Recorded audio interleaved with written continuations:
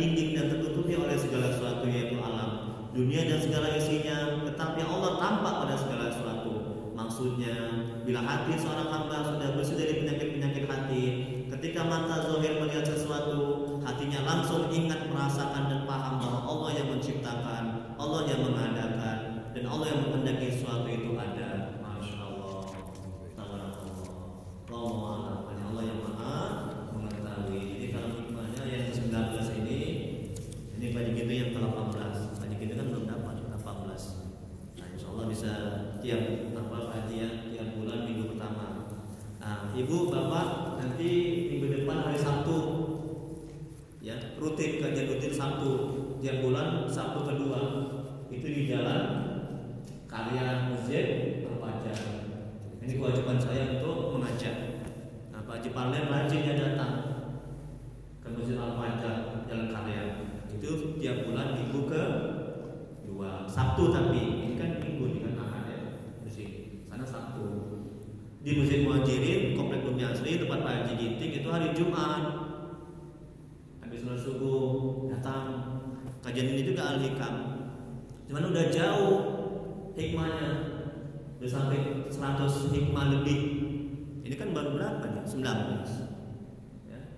Nah, itu. Datang habis mengaji, saya ajari baca Quran, tajwid. Itu dapat Quran gratis. Quran gratis, alhamdulillah. Ya. Nanti habis mengaji di sana ada makan-makan. Nah, ya. Minum-minum seperti gini lah dikasih. Kadang kasih nasi gitu, kadang roti ya. Habis mengaji, habis itu baru mengaji Al-Quran seperti ini. Mengaji Al-Quran tajwid ya. Itu penting karena sholat, sholat kalau bacaannya nggak benar, tajwidnya nggak benar, sholatnya nggak diterima, ya Bu ya. Makanya penting belajar Al-Quran, baca Al-Quran. Nggak ada kata terlambat. Ya, Pak Haji Ginting dulu nggak pandai ya, kesalahan aja ya Pak Haji ya. Sekarang udah pinter, udah lama saya ngajarin lagi. Pak Haji Parlen juga bacaannya berseleman, tajwidnya bersalahan. Alhamdulillah udah pintar, udah ngajar di sini. Pak Haji Parlen masih mengajar kalau minggu. Kalau apa? Maghrib ngaji maghrib mengaji masih. Ya, sedikit berkurang. Udah Berkurang. Ya nggak apa-apa berkurang. Ya, Bu, keridhaan Allah itu, keberkahan Allah itu bukan tergantung banyaknya yang mengaji. Betul kan? Betul kan, Syekh? Jadi bergantung kepada keikhlasan kita dalam mengajar dan dalam belajar. Ya. Kadang ada ustaz sedikit kali jemaahnya, nggak mau aku ngajar lagi. Betul kan? Ada gitu kan? Nggak semangat ustaznya, nggak semangat gurunya, cuma 2 orang yang belajar. Saya ingatkan sekali lagi, keridhaan Allah, keberkahan bukan bergantung terletak kepada banyaknya yang mengaji, tapi bergantung terletak kepada keikhlasan kita, niat kita. Ya, alhamdulillah mudah-mudahan Pak Haji Parlen apa yang saya ajarkan di dunia saya diajarkan di sini. Nah, kalau nggak tahu jangan diajarkan. Misalnya ada bab-bab tajwid yang nggak tahu jangan diajarkan. Yang tahu aja diajarkan. Ya, kenapa ada yang bilang, Pak Haji Parlen ini soal ngajar, masa bodoh itu. Kita buat baik aja ada yang nggak suka, apalagi buat jahat. Ya, Nabi aja yang mulia, Bu, Nabi aja yang mulia, yang ada dosa, yang maksum, menjadi masuk surga. Mesti ada yang nggak suka, betul Pak Haji? Ya kan? Apalagi kita, saya yang banyak maksiat dan dosa. Masa ada yang nggak suka? Ya nggak mungkin lah kita ada yang nggak suka. Pasti ada yang nggak suka mencibir, sok-sokan ngajar. Saya buat spanduk di rumah saya. Ayo pengajian manajemen hati kita bagikan, saya pasang di rumah saya. Setiap hari Ahad pada maghrib datang ibu ke sana. Juga ada yang nggak suka, ini sok-sokan Ustaz ini buat spanduk, buat pengajian di rumah. Terus ada yang nggak suka, itu kita buat baik, betul. Apalagi buat jahat. Jadi itulah dunia itu, seperti itu. Dicaci, dihina, dimaki, ya ada yang mencibir, ada yang nggak suka. Udah lanjuti aja, jalan aja, ya. Jangan pedulikan omongan-omongan orang itu yang nggak suka. Dan kita doakan semoga dia diberikan hidayah. Ya, tenang. tenang hati kita, nggak mengutuk. Kau udah nggak ngaji, recok mulutmu, berdosa kita. Jangan dibalas keburukan dengan keburukan. Ini menghancurkan hatinya.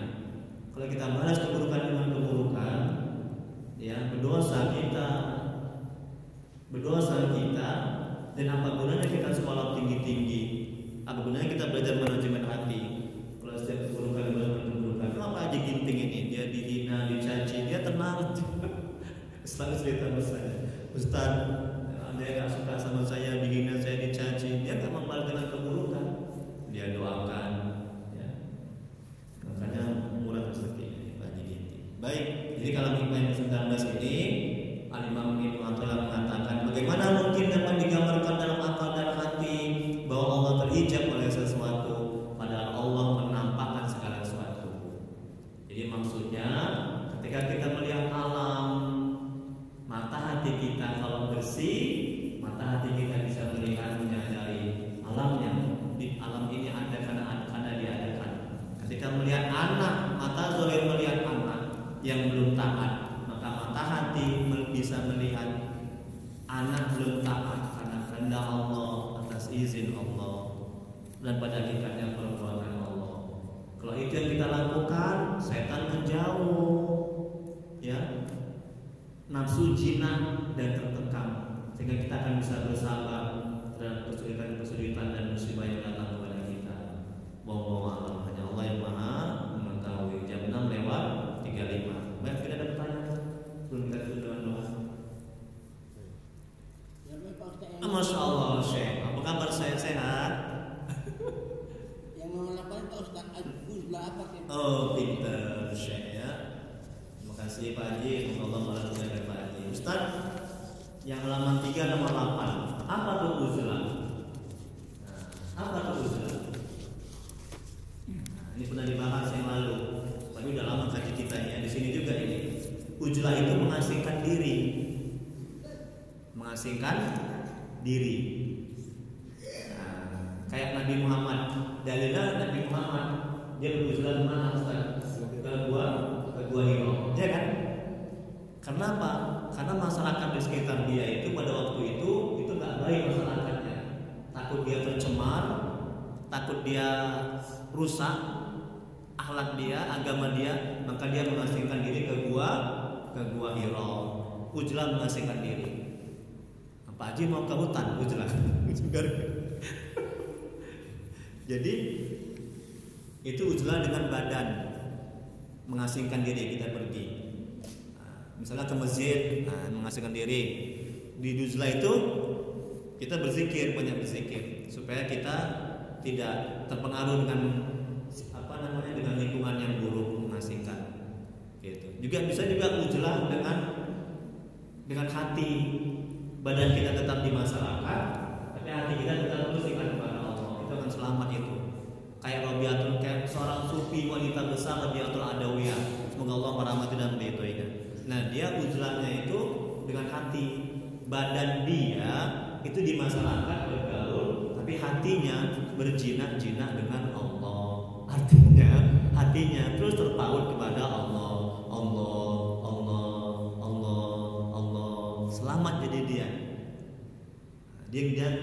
dia tak terpengaruh dengan keburukan di sekitarnya. Nah, kalau belum mampu, jangan seperti Rabiatul Adawiyah. Kalau belum mampu, kalau masyarakat kita tak baik, bagus kita di rumah aja, jangan bergaul. Uzlah kita itu di rumah aja, nggak perlulah ke hutan. Nanti ke hutan di mana istri Pak Haji kan? Bercanda Pak Haji ya. Misalnya bertahan kan, Imam itu bertahan. Bertahan dia. Iya. Dia menghasilkan diri supaya tidak terpengaruh dengan lingkungan, keburukan lingkungan. Karena Pak Haji yang baik hati, yang soleh, amin lah gitu, amin. Hampir 80% yang membentuk watak karakter yang rusak itu adalah teman dan lingkungan. Itu hampir 80%. Makanya hati-hati sama teman dan lingkungan. Ngeri sekali sekarang. Betul. Makanya kalau nggak ada teman yang baik, nggak ada lingkungan yang baik, bagus di rumah aja. Ya, bagus di rumah aja. Lebih selamat, rumah, masjid, kantor, rumah, masjid, kantor. Tapi kalau lingkungan itu baik, bergaul lah, bermasyarakat. Kan Allah dan Nabi memerintahkan kita supaya bermasyarakat, betul? Kalau lingkungannya enggak baik, syukur-syukur kita bisa mempengaruhi lingkungan itu, ya kan? Syukur-syukur kita bisa mempengaruhi lingkungan itu. Tapi jangan sampai kita dipengaruhi. Makanya kuatkan iman, perbanyak zikir. Wallahu a'lam bishawab. Hanya Allah yang mengetahui jawabannya. Satu lagi mungkin atau ada doa? Silakan Pak Haji. Apa kabar Pak Haji? Sehat Pak Haji? Alhamdulillah. Assalamualaikum warahmatullahi wabarakatuh. Ya. Sebenarnya untuk kita khusyuk, tadi katakan bahwasanya harus bersihkan hati. Pintar sekali, pintar Pak Haji. Daripada untuk membersihkan hati itu bagaimana? Masya Allah, tabarakallah. Pintar kali Pak Haji ya. Terima kasih Pak Haji ya. Allah membalas kebaikan Pak Haji. Ustaz, tadi kata Ustaz untuk bisa khusyuk dalam sholat itu kita harus membersihkan hati. Nah, jadi pertanyaannya Ustaz, bagaimana cara membersihkan hati? Bu, Ibu, lihatnya ngeri-ngeri. Khusyuk itu kan bisa dibuat-buat. Aku mau sholat nih ya. Allah, khusyuk aku. Ingat Allah terus, ingat Allah, ingat Ka'bah, ingat Mekah. Nggak bisa dibuat seperti itu. Ya, nggak bisa kita kondisikan. Aku mau nih khusyuk nih, terus ingat kepada Allah Akbar, khusyuk. Nggak bisa. Ya, itu khusyuk, bu. Khusyuk itu pemberian Allah. Itu anugerah Allah yang Allah berikan ke dalam hati kita. Khusyuk itu pekerjaan hati, betul? Bukan akal, pikiran, otak, bukan hati. Ini sudah di dada sebelah kiri. Ya. Jadi sepanjang hati kita bersih, maka Allah akan memberikan rasa khusyuk, sehingga hati kita hanya mengingat Allah, merasakan kehadiran Allah, ditaati oleh Allah. Masya Allah, sehingga senyum-senyum kita sholat nikmat. Jadi dalam kitab ini disebutkan tanda sholat diterima adalah merasakan kenikmatan, kelezatan dalam ibadah. Tanda-tanda sholat diterima adalah, dalam kitab ini Al-Hikam, tanda sholat kita diterima adalah merasakan kelezatan, kenikmatan ketika sholat, ketika zikir. Sekarang ibu sudah merasakan belum ketika sholat? Tanya diri masing-masing kan, jangan tengok-tengok orang. Oh, bapak ini belum diterima di sholatnya, jangan. Ya, jadi bagaimana cara membersihkan hati? Berzikir, la ilaha illallah, la ilaha illallah, subhanallah, Allah. Zikir apa aja. Tapi sebelumnya yang pertama taubat dulu, baru berzikir, taubat istighfar, mohon ampun kepada Allah. Astagfirullahaladzim, astagfirullah. Usahakan sambil menangis banyak taubat. Yang kedua berzikir, yang ketiga banyak baca Quran, yang keempat apa lagi? Sholat malam. Tapi yang lebih dahsyat membersihkan hati adalah puasa. Puasa itu sangat dahsyat, sangat bagus. Itu yang terbaik, amalan yang terbaik untuk membersihkan hati. Nah, itulah. Tapi sebelum puasa tobat dulu, istighfar baru puasa. Itulah Pak Haji, cara membersihkan hati. Buat dosa istighfar, buat dosa istighfar, buat dosa istighfar. Jangan sampai dosa itu di hati bertumpuk karat. Kalau kita nggak karat, itu susah bersihkannya. Jadi sebagai manusia yang berbuat dosa, dia langsung minta ampun kepada Allah. Karena nggak ada manusia yang punya dosa, betul? Kecuali Nabi. Buat dosa istighfar, nanti bersih hati. Nanti Allah akan tuntun hati kita, diri kita, sehingga kita nggak buat dosa lagi. Ustaz nggak mau lagi, Ustaz tobat, nggak buat maksiat lagi, jangan begitu. Tapi ingat, jangan diniatkan. Aku tobat, aku kembali manggalan, kemudian aku tobat lagi. Jangan. Itu murka kali, marah kali Allah. Kalau kita niatkan buat dosa, kalau kita tergelincir jatuh dalam maksiat, langsung bertobat kepada Allah. Nabi aja tobatnya dalam riwayat 75 kali sehari, betul? Itu Nabi bu, yang nggak ada dosa. Dalam riwayat lain mengatakan 100 kali dia bertobat istighfar. Itu Nabi bu. Nah kita bu, kita Astagfirullah. 3 kali itu pun ketika sholat. Di luar sholat, wallahu a'lam bishawab. Ada lagi lain mungkin doa. Ada kelamaan belum? Kelamaan belum? Ada lagi? Nggak ada. Doa lagi tak? Ini Syekh, Pak Syekh ini Syekh. Pak Haji Ginting mungkin ada tanya. Nggak ada. Udah cukup ya. Kita doa ya Bu ya. Nah ini hikmah yang ke-18. Silakan diambil ya Bu ya. Biar saya dapat pahala yang banyak. Ini saya wakafkan ini. Saya wakafkan ilmu materi al-hikam untuk Bapak Ibu semuanya, semoga bermanfaat. Jadi kalau saya meninggal dunia itu mengalir terus ke kuburan. Saya di alam barzah senyum-senyum. Ini kan dulu aku berwakaf. Enak Bu, jangan pelit ya. Jangan ngapain ceramah-ceramah pakai materi-materi. Ya, karena ilmu itu mesti ditulis. Kalau nggak lupa, betul. Ya, jangan pelit lah. Berapa dapat kopi seperti ini? Dibandingkan ganjaran pahala yang Allah berikan. Ya, ikuti ya Bu ya, jejak saya Bu ya, banyak berwakaf. Di masjid ini penuh dengan wakaf, perlu wakaf. Wakaf semen, wakaf harta segala macam. Baik kita doa Astagfirullahaladzim, Astagfirullahaladzim. Allahumma sholli ala sayyidina Muhammad. Allahumma sholli ala sayyidina Muhammad. Allahumma sholli ala sayyidina Muhammad. Bismillahirrahmanirrahim. Alhamdulillahirabbil alamin. Hamdan fi ni'matihi wa yakfi masih.